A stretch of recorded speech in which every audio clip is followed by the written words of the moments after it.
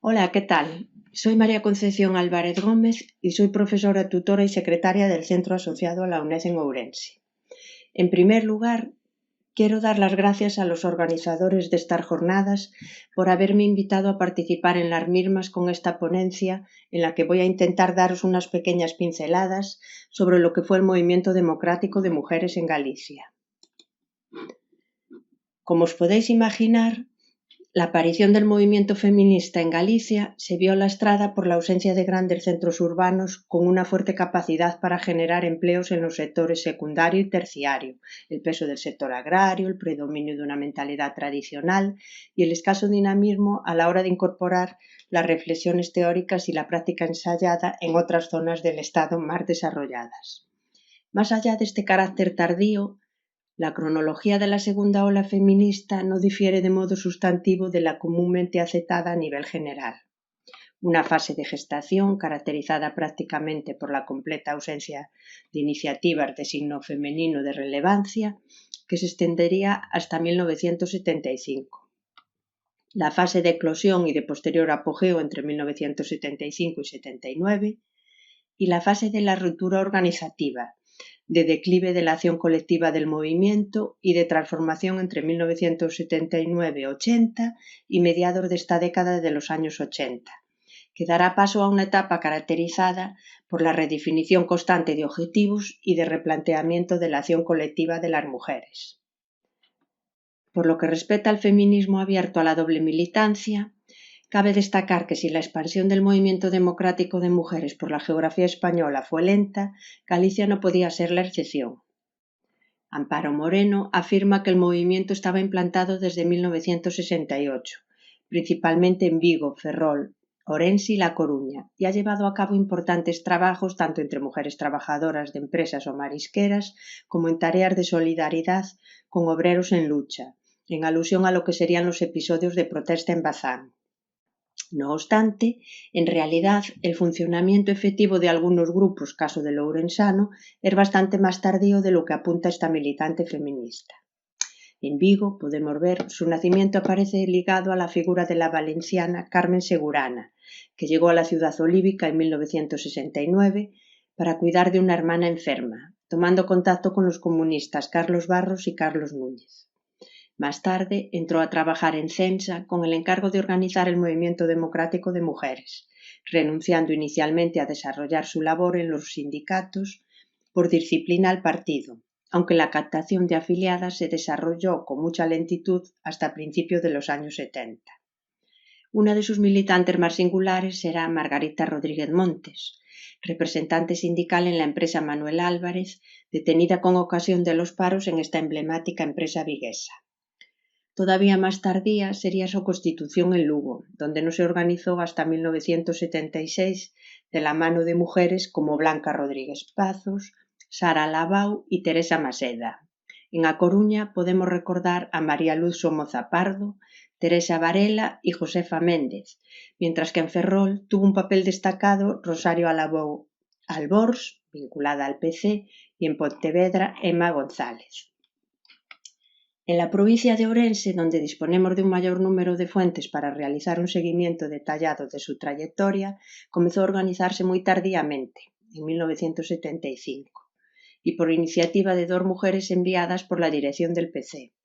Rosario Gutiérrez Rodríguez, una joven arquitecta llegada de Madrid, y la andaluza Marta Marroquí, compañera de un histórico de comisiones obreras, el asturiano Jesús Redondo Abuín, a quien siguió desde sus tiempos de preso en el penal de Santa María, recalando en Ourense, donde fue candidato número 1 al Congreso por el PC en las elecciones generales de 1979. Esta tardía implantación se explica no tanto por la relativa debilidad organizativa del Partido Comunista, sino por las propias características socioeconómicas de la ciudad, que carecía casi por completo de industria. Todavía era muy dependiente del entorno rural circundante y estaba dominada por el pequeño comercio y el funcionariado, así como por el escaso desarrollo urbano y de nuevos barrios, que además se nutrían en gran medida por gentes procedentes de núcleos rurales de la misma provincia y por la ausencia de presos políticos. Los primeros contactos se establecieron con mujeres situadas en la órbita del Partido Comunista, ya fuesen directamente miembros de él, conocidas simpatizantes o se tratase de mujeres relacionadas familiarmente con militantes varones. El segundo círculo lo constituyeron mujeres que, sin estar relacionadas con aquel, simpatizaban con la lucha de las mujeres o, cuando menos, tenían ciertas inquietudes al respecto. Los diferentes testimonios orales que he podido recoger permiten rastrear el modo en que las principales impulsoras del MDM en Ourense tomaban contacto con ese segundo círculo. Lo que hacían era utilizar las relaciones amicales previas que unían a algunas militantes con estas mujeres para presentarse acompañadas de ellas, explicarles los objetivos básicos del movimiento, insistiendo especialmente en su carácter interclasista, independiente de los partidos y centrado en la lucha por conseguir la equiparación en derechos de las mujeres y la igualdad con los hombres en todos los ámbitos en el marco de una sociedad democrática. A continuación, se las invitaba a unirse al movimiento, destacando además quienes de sus conocidas y amigas militaban en el mismo. Un sistema de boca a boca que en aquellos momentos iniciales demostró ser mucho más eficaz que la atracción conseguida con sus todavía escasas acciones con cierta visibilidad social. Este grupo inicial, que se reunía en un inmueble del edificio de la Torre, rondaría, según los testimonios recogidos, las 20 mujeres. La mayoría de estas mujeres eran de extracción social media y medio alta, con una escasa representación de mujeres trabajadoras. Muchas se autodefinían como pertenecientes a la pequeña burguesía urbana, con un cierto nivel de preparación intelectual y muy bien relacionadas con ciertos sectores de la élite profesional ourensana. Estaban entre ellos médicos, abogados, periodistas, algunos funcionarios que ocupaban puestos de cierta responsabilidad en el organigrama burocrático. Su situación, sin duda, constituye el mejor ejemplo de la anacrónica situación que para determinadas mujeres representaba el discurso de género impuesto por el régimen y las pautas de comportamiento social a él asociadas, lo que también contribuye a explicar por qué su lucha va a estar a un tiempo definida por el carácter político, es decir, la defensa de la recuperación de las libertades democráticas, el carácter social, esto es, la denuncia de la explotación de clase, aunque paradójicamente la gran mayoría, como hemos subrayado, no encajase precisamente en el modelo clásico de mujer proletaria ni de proletario, y de género, lo que sería propiamente la defensa de los derechos de la mujer. Las mujeres del movimiento democrático de mujeres, lo mismo que las de los restantes grupos más o menos organizados, se reunían en casas particulares de simpatizantes y afiliadas, en iglesias regentadas por curas obreros o progresistas, en centros escolares, bares e incluso aprovechando los locales de la sección femenina, lo que no debe sorprender habida cuenta de la realidad del momento. Desde 1968, el Movimiento Democrático de Mujeres publicó un boletín con el título de La mujer y la lucha. En Galicia, esta revista se editó en Vigo con el nombre en gallego desde 1971 y también cabe destacar Alborada, que repartían de puerta a puerta en mercados y colegios para captar simpatizantes. La mayoría de sus acciones, en un contexto en el que la represión era todavía muy fuerte, entraban dentro de esas estrategias de resistencia y oposición de bajo riesgo. Breves cortes de circulación, cubrir un espacio público con carteles con sus consignas, pequeños mítines o arengas y reparto de panfletos en mercados y colegios e incontables charlas sobre cuestiones que interesaban directamente a las mujeres, como los anticonceptivos, la coeducación, su situación jurídica, la discriminación en el trabajo, el matrimonio, los hijos, el divorcio, el trabajo doméstico, etc. No sería hasta bien entrados los años 80 cuando aparecerían los grupos feministas vinculados a los partidos políticos de signo nacionalista, socialista y de centro-derecha. Respecto a las nacionalistas destacan as mulleres nacionalistas galegas, aparecidas en 1986 y vinculadas al bloque nacionalista galego, hasta que en mayo de 1988 sus militantes abandonaron el colectivo, permaneciendo en el mismo las mujeres independentistas, la mayoría pertenecientes a la Fronte Popular Galega o al Partido Comunista de Liberación Nacional, que se habían escindido en el seno de la Unión do Pobo Galego y el Bloque, y que a su vez se escinden en 1989, permaneciendo en mulleres nacionalistas galegas las feministas independentistas más radicales. Entre las socialistas destacan mulleres progresistas, herederas del colectivo Mujer y Socialismo, vinculado al PSOE desde 1976, pero sin presencia en Galicia hasta los años 80. Y todavía más tardíos fueron los colectivos de mujeres de centro-derecha, como Mujeres Conservadoras o la Organización de Mujeres Independientes. Por su parte, los sindicatos de ámbito estatal optarán por crear desde finales de los años 70 los secretariados y las comisiones de la mujer. Dentro del feminismo de clase, partidario de la autonomía organizativa y del asociacionismo unitario, destaca la Asociación Galega da Muller. Amparo Moreno sostiene que fue en el curso de 1976 cuando un grupo de mujeres de Vigo comenzaron a organizarse tras una serie de reuniones que a partir del mes de mayo cristalizarían en el proyecto de crear la AGM, Asociación Galega da Muller. Al mismo tiempo, se hablaba de que un grupo de universitarias estaban promoviendo la creación de la Asociación Universitaria para o Estudio da Problemática da Muller, nacida en Santiago de Compostela en 1976, la cual, a pesar de ser homónima de la creada en Madrid en 1974, tenía un carácter bien diferente a esta, ya que se inscribía dentro de lo que se llamaba la tercera vía feminista. La Asociación Galega da Muller fue el resultado de la confluencia de sectores procedentes del Movimiento Comunista de Galicia, la Liga Comunista Revolucionaria y algunas mujeres vinculadas a la Asamblea Nacional Popular Galega, el Partido Socialista Galego y varias independientes. En septiembre presentaron un programa a la opinión pública que partía del reconocimiento de la discriminación de la mujer en diversos aspectos, comenzando por el educativo y continuando por el laboral, ya que a pesar del reconocimiento de los avances realizados en materia de incorporación al trabajo, se insistía en que lo hacía en inferioridad de condiciones que el hombre, además de tratarse en su mayoría de trabajos de escasa cualificación, precarios y en los que recibía un salario inferior al del varón. Además, se hacía referencia a la discriminación que padecía la mujer casada, con dificultades para encontrar un empleo y además, cuando lo encuentra, tiene que trabajar también en las tareas de la casa.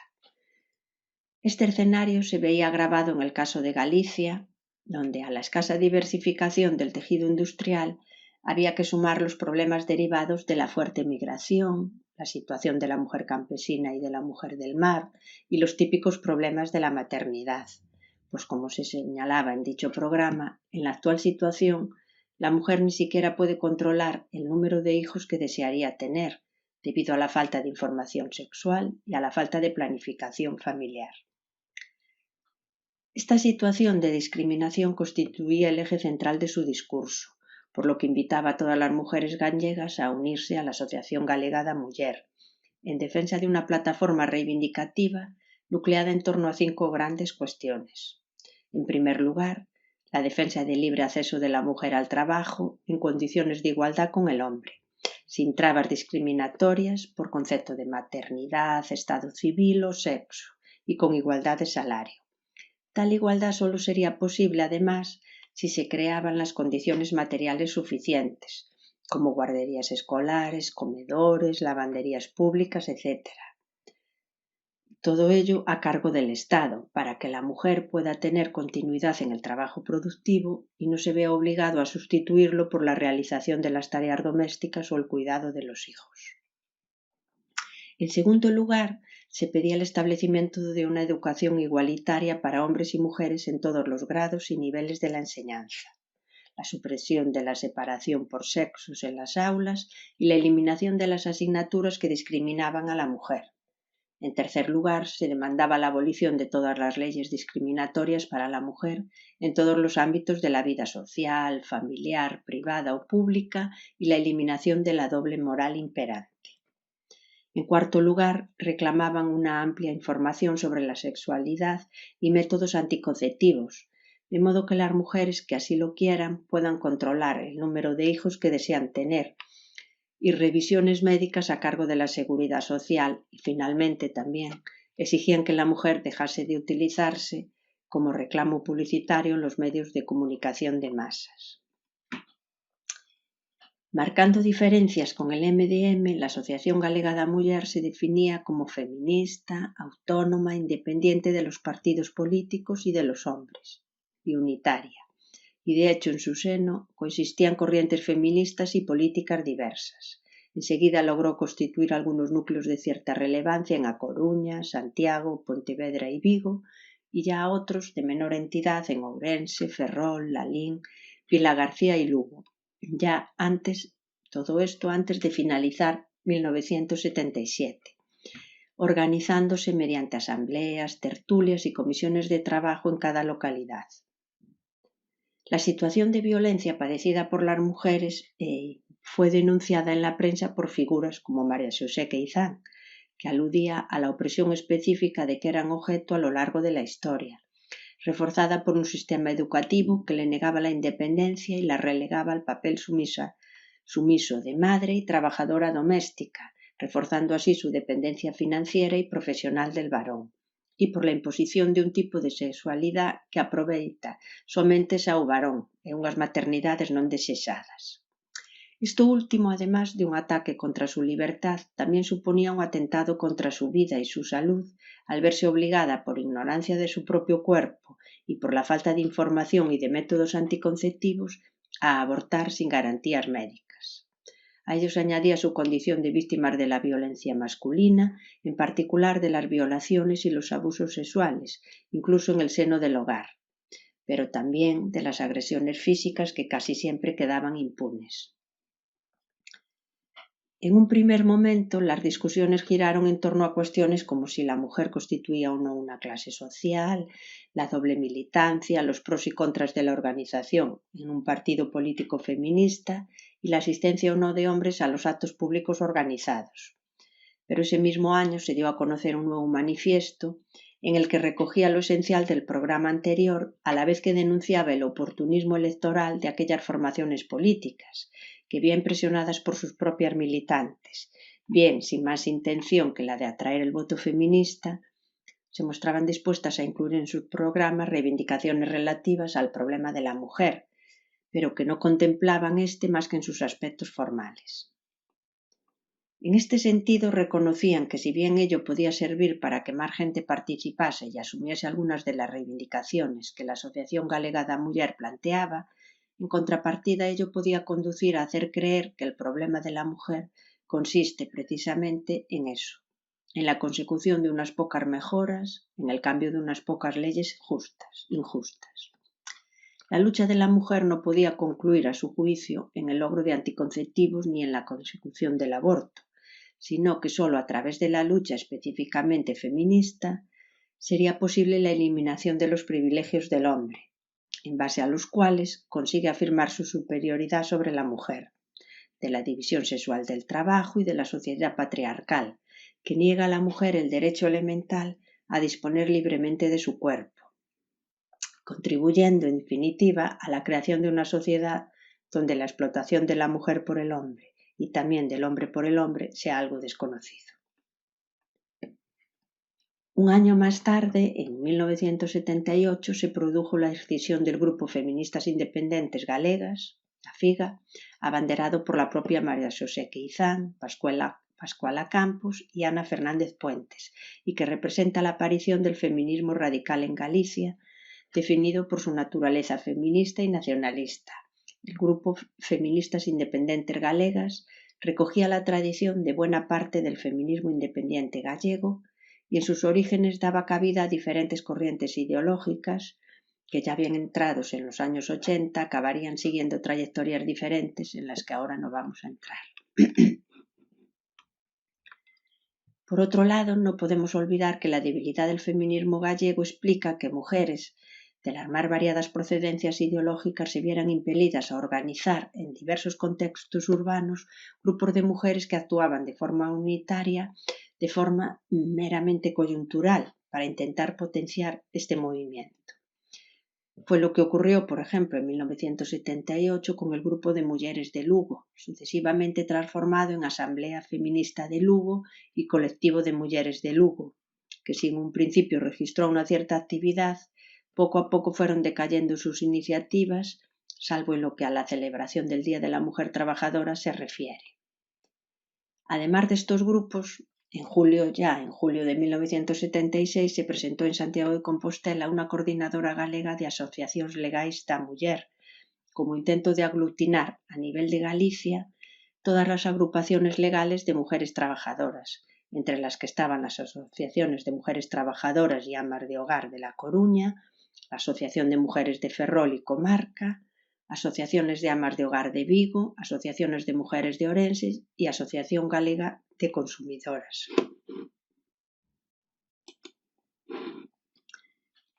A medida que el movimiento feminista se aproximaba a mediados de los años 70, parecía intuirse que la balanza entre reivindicaciones de clase por un lado y de género por el otro comenzaba a inclinarse muy lentamente del lado de estas últimas, incluso en el seno del movimiento democrático de mujeres, con lo que habría que colegir que los intereses estratégicos de género acabarían por definir su evolución posterior. Quizá la mejor expresión desta evolución la encontremos en A Muller e a Loita, que era el órgano portavoz del Movimiento Democrático de Mujeres de Galicia, editado en Vigo, que era el órgano portavoz del Movimiento Democrático de Mujeres, cuando a la hora de explicar el porqué de la existencia de un organismo específico de lucha de las mujeres, aseguraba, entre otras cosas, que la razón fundamental de que exista un movimiento democrático de mujeres se basa en el hecho simple de que existe una problemática específicamente femenina, al igual que ocurre con otros movimientos de masas, obreros, profesionales, estudiantiles, etc. A semejanza de estos movimientos, el movimiento democrático de mujeres tiene un programa propio que recoge los fundamentos de la explotación y opresión de la mujer y las reivindicaciones de las masas femeninas, así como los objetivos del movimiento a largo y corto plazo. Del texto parecería deducirse que el movimiento democrático de mujeres había avanzado notablemente en la definición de los problemas particulares de las mujeres y en la identificación de sus mecanismos de explotación y opresión, y consecuentemente había formulado un programa orientado a la satisfacción de las reivindicaciones específicas que le eran propias, sin otra clase de subordinaciones ni condicionamientos. Incluso habría que conceder que se trataba de concienciar a todas las mujeres, al margen de cuál fuera su ideología, de la existencia de unos intereses específicos que trascendían los grandes debates políticos y sociales del momento. No obstante, no sería hasta el debate suscitado al calor de las primeras jornadas por la liberación de la mujer en diciembre de 1975 cuando este proceso se manifieste en toda su intensidad, sin que ello signifique renunciar a intervenir en aquellos. Buena muestra de esta nueva realidad es el cambio en la denominación del MDM, que en adelante pasa a titularse Movimiento Democrático de Mujeres, Movimiento de Liberación de la Mujer, produciéndose además una reformulación de sus objetivos, como puede verse a partir de la simple comparación de los programas de 1971 y 1976. Existen una serie de ámbitos en los que las demandas de 1971 y 1976 no difieren sustancialmente desde la lógica feminista. En materia de equipamientos sociales, en ambos se solicita la creación de una red de guarderías y casas cuna, con horarios flexibles, haciendo extensiva en un caso dicha petición a las empresas que deberían financiar su apertura y ponerlas al servicio de sus trabajadoras, así como el establecimiento de servicios colectivos, lavanderías, comedores, que contribuyesen a paliar la doble jornada de trabajo de la mujer. No obstante, mientras en el programa de 1971 ocupaban el primer lugar, 5 años más tarde esta cuestión había quedado relegada al penúltimo puesto. También se hacían votos por la separación de Iglesia y Estado para eliminar las trabas que representa la confesionalidad de este último, como las reflejadas en la instrucción pública para el desarrollo completo de la persona, cuestión que en 1976 ya había desaparecido del programa. En lo que a la seguridad social se refiere, se reclamaba el control sanitario obligatorio de la mujer gestante, el establecimiento de un subsidio para la madre durante los 6 primeros meses para cubrir gastos de alimentación del niño, libertad de elección de médico y sanatorio, un reconocimiento anual obligatorio y gratuito para todos los trabajadores, la creación por parte del Estado de centros especializados para niños subnormales y la reforma de la legislación de la seguridad social, con la participación de trabajadores y el control de su aplicación por ellos mismos. En 1976 se añadía a los anteriores el reconocimiento de las mismas prestaciones que a los varones en apartados como por ejemplo en las pensiones de viudedad. También de este último año es la exigencia de la creación de centros de planificación familiar a cargo de la Seguridad Social y la supresión del artículo 416 del Código Penal que penalizaba la difusión y propaganda de anticonceptivos que debieran ser libres y gratuitos a cargo de la Seguridad Social y con atención médica permanente. En materia educativa se demandaba el fomento de la enseñanza estatal, gratuita y obligatoria para ambos sexos, desde la escuela primaria a la universidad, incluida aquí la formación profesional, así como la creación de las escuelas e instituciones medio pensionistas, y la dotación de becas suficientes destinadas principalmente a los hijos de los trabajadores y de los campesinos. En cambio, ya en el programa de 1976 se hablaba claramente de la supresión de la educación diferencial y de la doble moral, que marcan unas pautas de comportamiento distintas para el hombre y la mujer desde su nacimiento, exigiendo además la eliminación de todo aquello que limite las posibilidades de acceso de la mujer a la cultura, el establecimiento de una formación profesional sin especialidades en función del sexo.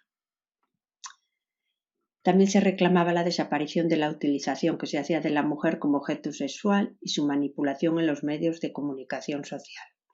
En el ámbito laboral, el programa de 1971 recogía el acceso de la mujer a todos los puestos de trabajo, igualdad de salario entre hombres y mujeres, la eliminación de las normas proteccionistas y coercitivas de la Ley de Derechos Políticos, Profesionales y del Trabajo, derecho al máximo respeto en el trabajo, creación de cantinas controladas por los trabajadores, pago del 100% del salario en caso de enfermedad o de accidente de trabajo, protección de la maternidad con permisos de 40 días antes del parto y 45 días después de este, con el 100% del salario, así como la prohibición del despido de la mujer gestante. 5 años más tarde, además de reclamar el fin de la división del trabajo en función del sexo y la remoción no solo de las normas legales discriminatorias, sino también de los obstáculos prácticos, la incorporación de la mujer al trabajo remunerado se entendía como premisa previa para su liberación, lo que solo sería posible eliminando las discriminaciones económicas e ideológicas que impiden su incorporación al mundo del trabajo. También se solicitaba, mientras no se consiguiese su desaparición, por lo que suponía de explotación de mano de obra barata, la regulación laboral del trabajo a domicilio y el reconocimiento de idénticos derechos que a los restantes trabajadores en el caso de mujeres empleadas en el servicio doméstico. En el apartado de familia se demandaba la libertad para el matrimonio de decidir el número de hijos que desee, al margen de cualquier clase de coacción por parte de las autoridades civiles o eclesiásticas o de los mismos médicos, y la orientación por parte de estos últimos sobre el control de la natalidad. En 1976 se reclamaba además la supresión del delito de adulterio, la posibilidad de elección de domicilio para la mujer casada, la desaparición de las diferencias existentes entre hijos legítimos e ilegítimos, la aceptación y protección social y legal a la madre soltera, la regulación exclusivamente civil del matrimonio, dejando el religioso la libre decisión de los creyentes, y una ley sobre el divorcio que no resultara discriminatoria para la mujer. También se exigía que el aborto dejase de ser considerado un delito y además que fuese legalizado y asumido por la Seguridad Social, partiendo de la consideración de que se daría en casos muy aislados si se generalizaran racionalmente los métodos anticonceptivos. Asimismo, se reclamaba la extensión de la amnistía para las conductas consideradas delictivas en razón del sexo por la legislación española. Por lo que a los derechos civiles se refiere, sí estaba la arrogación de la licencia marital, la supresión de la legislación relativa a los derechos del marido a proteger a su esposa, el reconocimiento de la patria potestad conjunta, idéntica protección social para los hijos legítimos e ilegítimos y el establecimiento de la mayoría de edad a los 21 años. Significativamente, además, el programa de 1976 comenzaba realizando una reflexión general sobre lo que consideraban causas históricas de la discriminación de la mujer. Tras constatar que en el momento actual y en todo el mundo la mujer desempeña un papel inferior al del hombre, situándosela en puestos secundarios que coartan su desarrollo personal y manteniéndola aislada de los procesos que determinan la evolución social, se relacionaba el mantenimiento de la opresión de la mujer con su función reproductora, en la medida en que, el asegurar la procreación que permita la perpetuación de la especie ha posibilitado configurar un modelo de mujer ligado solo a aquellos procesos y actitudes que garanticen su papel reproductor. Sin embargo, la constatación de las transformaciones económicas y sociales operadas en los últimos tiempos permitía, a su juicio, la superación progresiva de la dependencia de la mujer a su biología, limitando el periodo de maternidad a etapas cada vez más cortas de su vida, con lo cual se consideraba cada vez más insostenible el argumento tradicional con el que se pretendía justificar el papel secundario de la mujer y su confinamiento exclusivo en el hogar.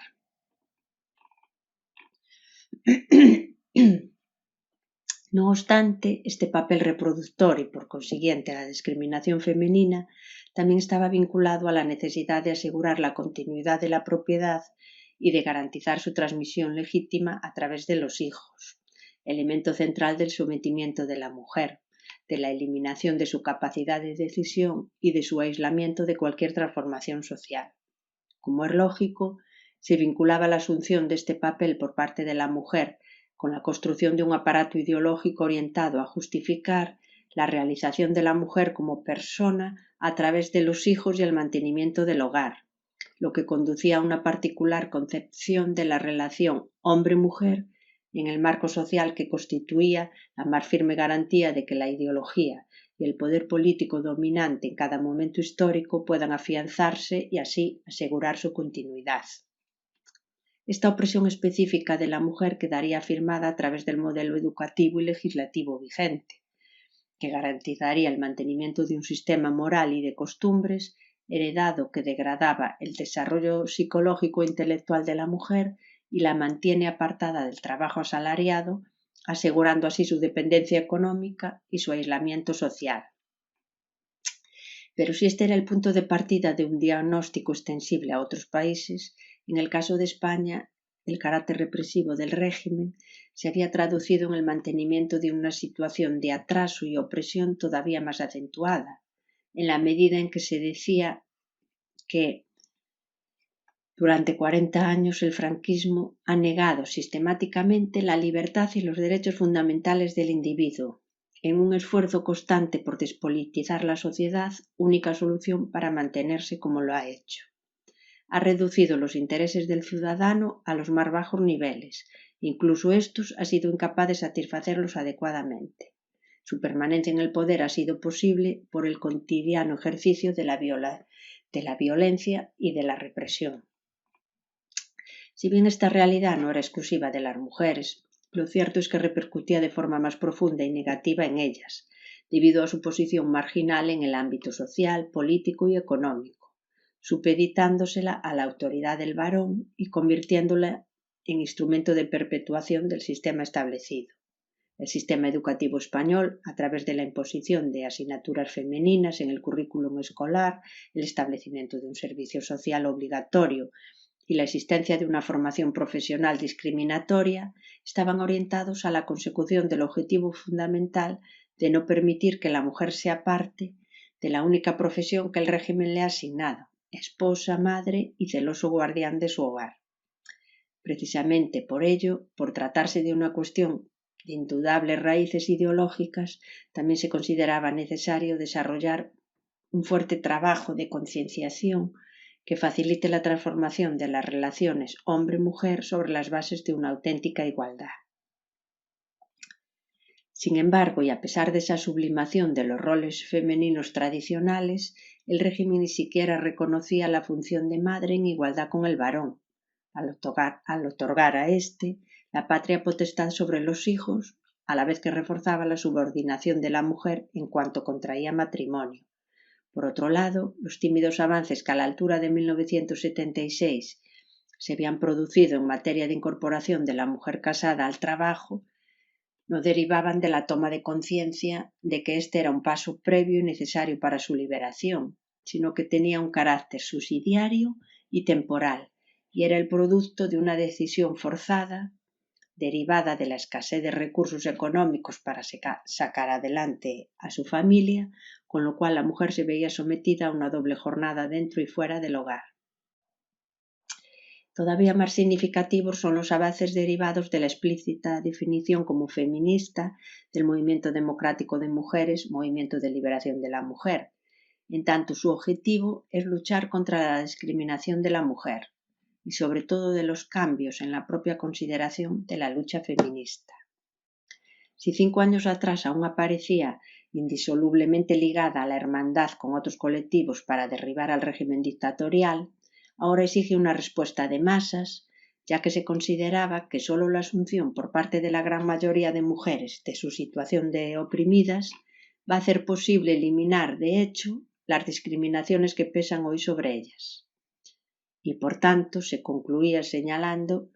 que es necesario, como en todo problema colectivo, una respuesta de masas, no de minorías.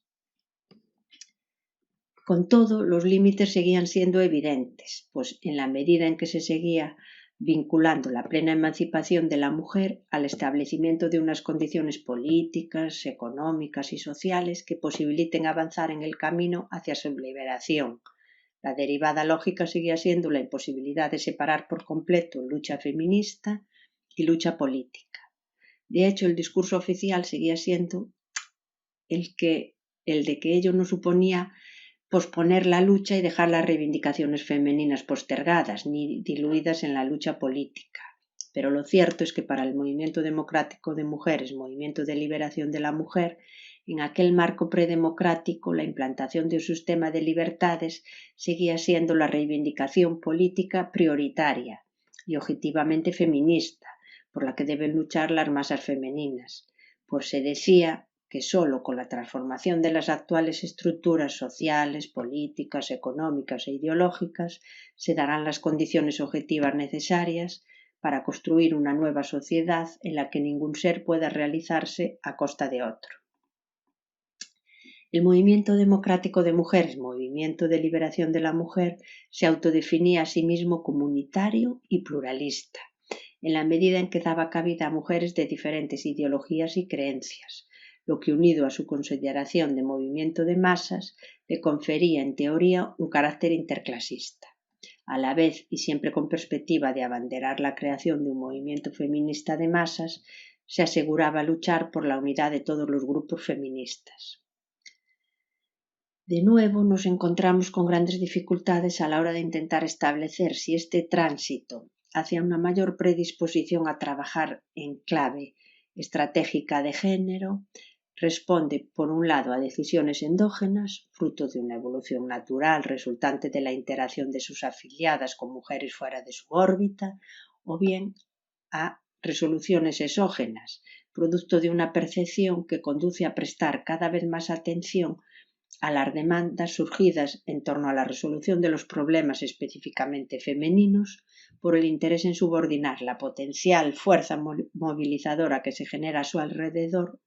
a sus propias estrategias de lucha.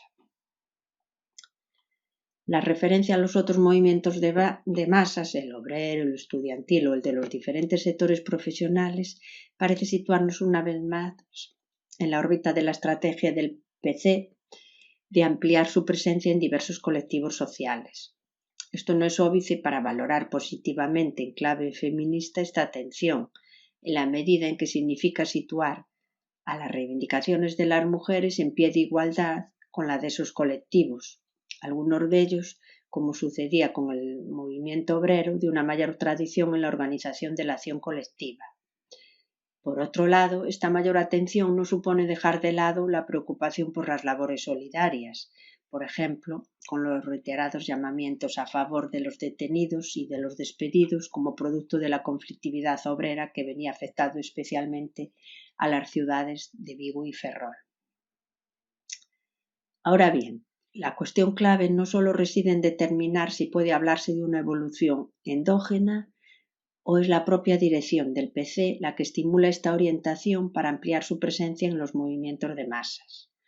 También resulta determinante documentar los debates internos en el seno del partido, protagonizados por las mujeres comunistas, en el sentido de convencer a sus responsables de la necesidad de prestar más atención a esas reivindicaciones específicas de la mujer. La destacada líder del MDM, Sara Iribarren, dejaba traslucir en su libro estos debates cuando afirmaba que la falta de una igualdad de oportunidades dentro del combate político crea una posición incómoda en muchas mujeres que han alcanzado un cierto grado de preparación y el desánimo en otras menos conscientes. Teóricamente se les asegura la libertad de participación, incluso se las promueve dentro de las organizaciones, de una manera que tiende a demostrar finalmente que no existe discriminación. Pero luego existen ambigüedades, prejuicios, se las mira con recelo si son activas, si intervienen demasiado en las reuniones. Muchos camaradas no comprenden que la mujer pueda ser una militante activa y que pueda desempeñar un papel de vanguardia en la lucha.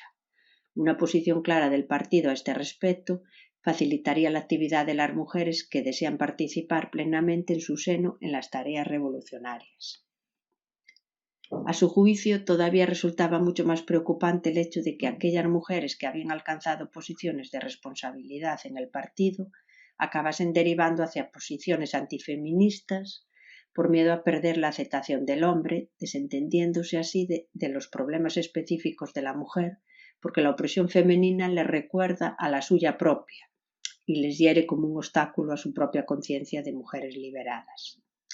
Sea como fuere, y a pesar de tales avances, lo cierto es que las mujeres que se situaban en posiciones más nítidamente feministas consideraron que la teoría y la práctica del MDM no permitía avanzar de modo sustancial en la liberación de la mujer.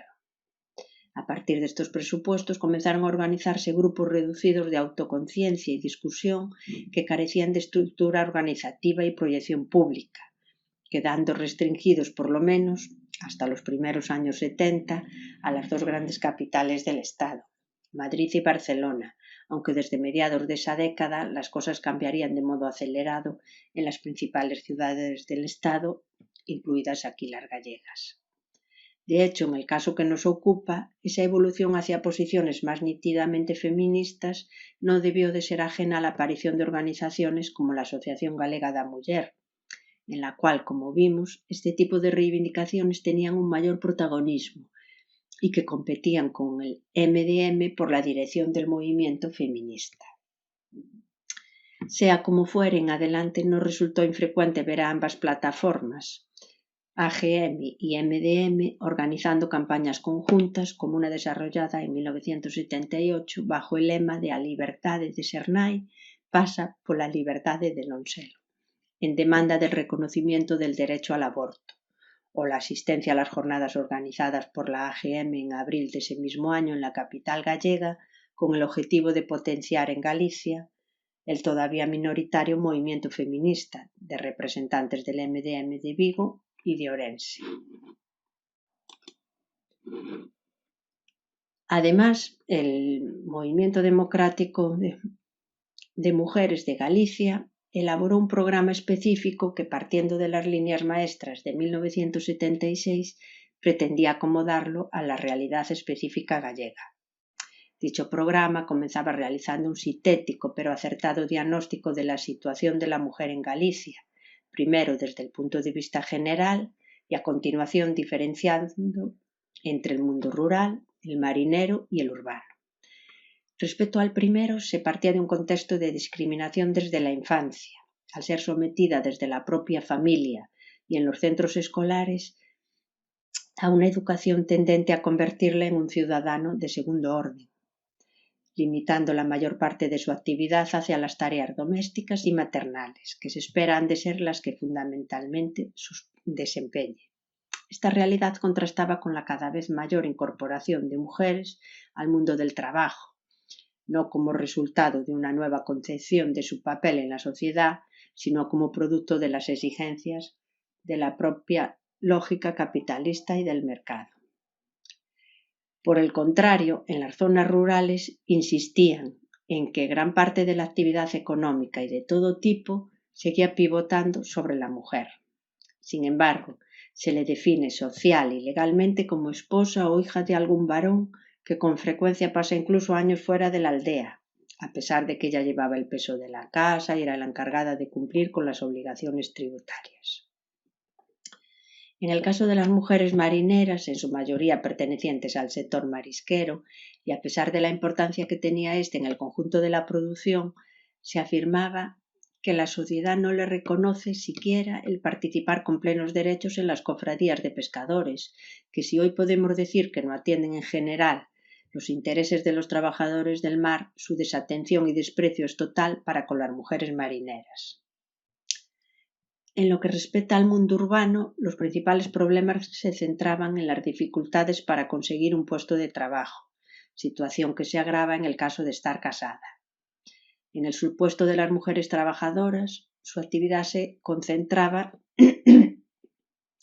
el desempeño de tareas auxiliares o de peonaje, con salarios inferiores a los de los hombres que desempeñaban esos mismos puestos, y sobre todo en el servicio doméstico y tareas para empresas hechas a domicilio, que son trabajos mal pagados, sin seguridad social, totalmente eventuales y carentes de toda relación laboral.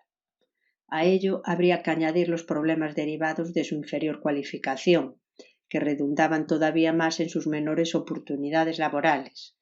pues en raras ocasiones accede la mujer a una formación profesional, salvo en los casos de secretarias, enfermeras o alguna profesión que por su carácter auxiliar son consideradas típicamente femeninas. Además, tanto en el caso de las mujeres rurales como las de marineras y las urbanas, la casi completa ausencia de guarderías y centros de ancianos, unida al completo desentendimiento de los varones de las tareas domésticas, se traducía en una doble explotación en el caso de las mujeres trabajadoras y en una rémora para la realización personal de aquellas que no tenían otra alternativa que anclarse a las tareas domésticas. Como venía siendo norma desde la creación del MDM, las cuestiones relacionadas con la educación y la moral sexual ocupaban también un lugar central. Así se atribuía a la ausencia de una educación sexual adecuada y a la aceptación de una moral con pautas diferentes para el hombre y la mujer, una de las más importantes formas de discriminación de la mujer, en la medida en que esa misma sociedad que defendía tales valores sexuales hacía de la prostitución un negocio a través del cual se utilizaba un elevado número de mujeres, al que la sociedad repudia hipócritamente con el fin de garantizar la permisividad sexual para el hombre y la virginidad u honestidad conyugal para la mujer. A ello habría que añadir el hecho de que se utilizaba a la mujer como objeto sexual, reclamo publicitario y objeto del destape, dirigido fundamentalmente al hombre o a la mujer para indicarle qué ha de hacer para agradar al varón. Se reconocían, eso sí, los avances hacia la igualdad formal conseguidos a partir de 1975, a pesar de los cuales la legislación vigente sigue siendo un fiel reflejo de toda la situación existente, en unos casos consagrando jurídicamente dicha discriminación y en otros bajo forma de protección legal hacia la mujer, con lo cual no hace más que reforzar la situación discriminada en que la mujer se encuentra situada. Dicha situación de discriminación, tanto jurídica como sobre todo social, era esgrimida como argumento esencial para justificar la necesidad de un movimiento feminista que se plantease su problemática específica y se fijase como objetivo fundamental su liberación. Sobre todo porque, después de analizar la participación de la mujer en todas las luchas a lo largo de los siglos y de ver cómo después de haber participado en las transformaciones profundas de la sociedad, los cambios operados en la sociedad no habían servido para modificar en su totalidad esta situación de discriminación. Esta constatación y la experiencia histórica aludida exigía a su juicio replantearse la lucha feminista mediante una síntesis entre los movimientos tradicionales feministas que plantean su emancipación enfrentándose al dominio del hombre por ser hombre en todas sus instancias sociales, culturales, políticas, etc., y los movimientos revolucionarios clásicos, que no introducen este aspecto como factor importante a la hora de suprimir la explotación económica del hombre por el hombre. El MDM de Galicia se autopresentaba como el producto de la necesidad de unificar estas dos posturas y a la vez como el instrumento de movilización y orientación de la mujer gallega en general, donde son acogidos y estudiados los problemas específicos y generales de las masas femeninas para encauzar y llevar a cabo todas las luchas que conduzcan a la plena integración de la mujer en todas las tareas sociales. La liberación de la mujer, a su juicio, solo sería posible si era asumida en primera persona por las propias mujeres a través de la lucha reivindicativa en los diferentes ámbitos, el económico, social y político, junto a la continua discusión y esclarecimiento de las causas y concreciones de su discriminación, que irá orientando y ajustando el movimiento reivindicativo de cara a una auténtica liberación de la mujer y a la vez haciendo que la cuestión femenina sea asumida por toda la sociedad como tarea propia. Insistiendo en la famosa táctica entrista, consideraban que solo consiguiendo introducir la problemática específica de la mujer en los distintos frentes de masas sería posible alcanzar dicha liberación, pues la solución de los problemas que como mujeres nos afectan ha de conseguirse conjuntamente con la de aquellos que a hombres y a mujeres incumbe. De este planteamiento se colegía que el MDM de Galicia debía definirse en primer lugar como un movimiento intersectorial. Esta exigencia respondía a que si bien la situación de dependencia económica, cultural y legal de las mujeres no era idéntica, sí les afectaba a todas en su integridad, cualquiera que sea su estatus social o profesional, y era, además, la única garantía para poder enfrentar su liberación de modo global. Por ello se insistía en la necesidad de agrupar desde las amas de casa a las estudiantes, pasando por las mujeres trabajadoras o las mismas profesionales. En segundo lugar, se entendía que la lucha por la liberación de la mujer tenía que situarse en el entorno político concreto que le rodea, lo que equivalía a defender la necesidad de que liberación de la mujer y liberación de toda la sociedad caminasen unidas en cada momento por el desarrollo de los contenidos democráticos, tanto en lo político como en lo económico y social, haciendo desaparecer de la sociedad todo vestigio de opresión de cualquier signo, pues solo en una sociedad realmente libre el hombre y la mujer serán dueños de su propio destino. Como resultado, el MDM de Galicia hacía una declaración expresa de toma de postura en cada momento, entre las distintas opciones políticas de tipo global, apoyando y participando activamente en aquella que en cada caso signifique una mayor profundización en los contenidos democráticos. No obstante, se insistía en su completa independencia de todas las organizaciones políticas, sin otra exigencia para las mujeres que quisiesen integrarse en el mismo que aceptar su funcionamiento democrático y lo esencial del programa, cuyas líneas maestras acabamos de relatar en estos párrafos anteriores. Desde el punto de vista de las estrategias diseñadas para conseguir la implementación de dicho programa, se fijaba como primera prioridad agrupar a todas las mujeres para que con su lucha consigan todos los derechos que se indican en este programa, los cuales facilitarán sin ninguna duda su mejor realización como seres humanos y su verdadera integración en la sociedad. Pero al mismo tiempo y como segunda premisa esencial, las mujeres debían participar y hacer suya la lucha en general que está llevando a cabo la sociedad por su liberación. Para hacer realidad ambas pretensiones se llevarían a cabo diversas iniciativas para la difusión de sus planteamientos a través de conferencias, charlas, seminarios y todos los medios que se crean oportunos,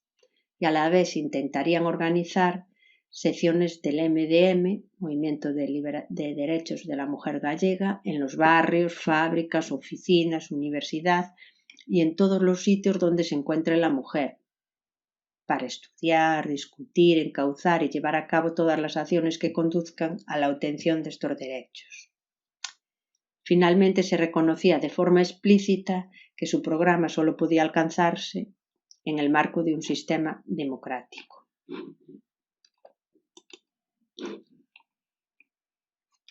El movimiento democrático de mujeres y, en general, el movimiento feminista durante el tardo franquismo y la transición a la democracia en Galicia se inscribe dentro de las grandes líneas que condicionan su evolución en el conjunto del Estado.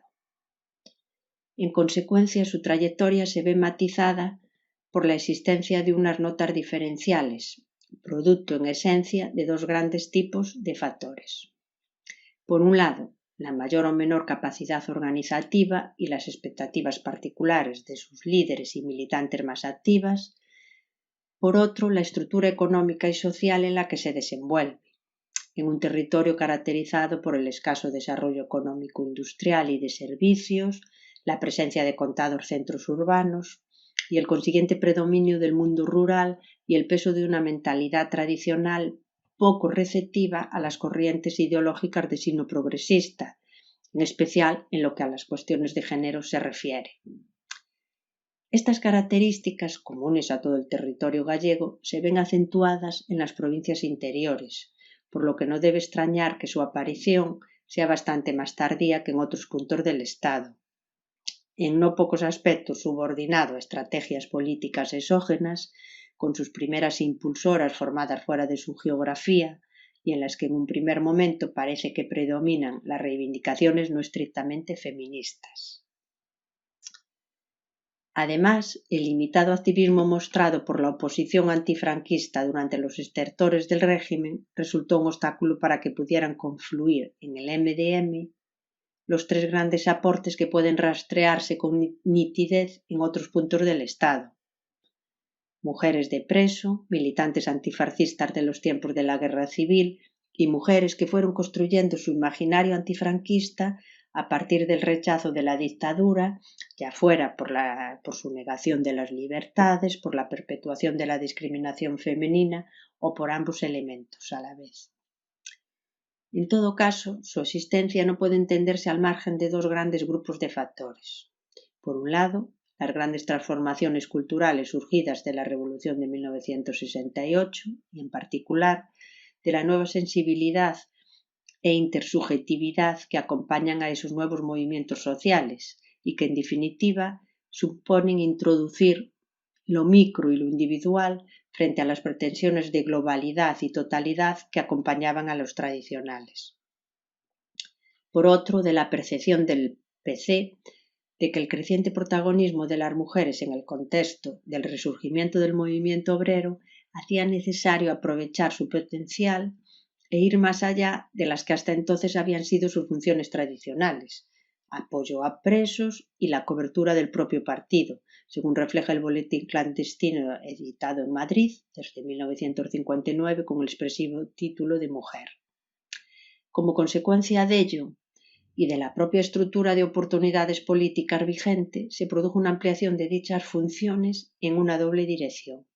En primer término, ampliando las que venían desarrollando en el contexto de la lucha política por la recuperación de las libertades,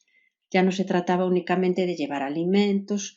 o de prestar apoyo moral y afectivo a los presos a título individual y sin apenas intervenir en el espacio público, casi en una situación de aislamiento más propia de la clandestinidad. Ahora había que denunciar públicamente la situación en las cárceles o exigir la amnistía para los presos condenados por delitos políticos, haciéndose así visibles socialmente en cada uno de los microespacios en los que actuaban,